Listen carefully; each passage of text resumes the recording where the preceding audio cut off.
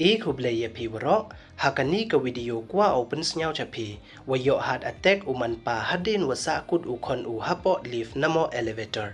Hawakamte kamon jia ini waro, wayi wajia yauti ukana sahkut hapoh katika elevator. Im une yap une, te ton api yakani ka video hadu wakut, kanang wayo tip iye wasakyan. Te hamdam le uye subscribe your new channel, kanang wayo ten cho piu yo, yiki video watame te ton sdangi.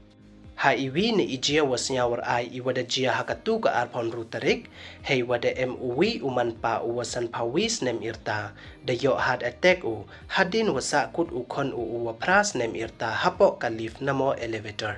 Wei ini ijia waro da jia hadin paliwan uni Manpa yauti khon chayung kat wadamit, kamte uni ukana daliwan chayung, day wachong da ka lift namo ka elevator, tang wachwa upoy kamala wasau, hei te wada do light, wei kamte uti ukana da sahkut na hapoh katika elevator.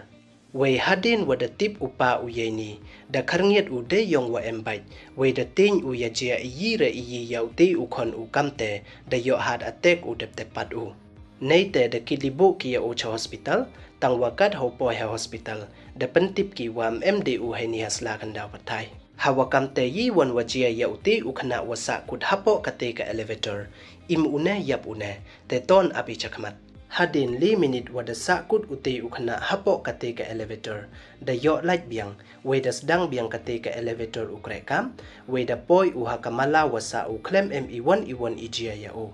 Kat wa upa yong wanda yap wei uni ukana le snyau si ba wo tip wa yap upa hadin wa yo had attack wei itele wa tin ya jia ya yire iyi kat wada sahkut hapoh katika elevator.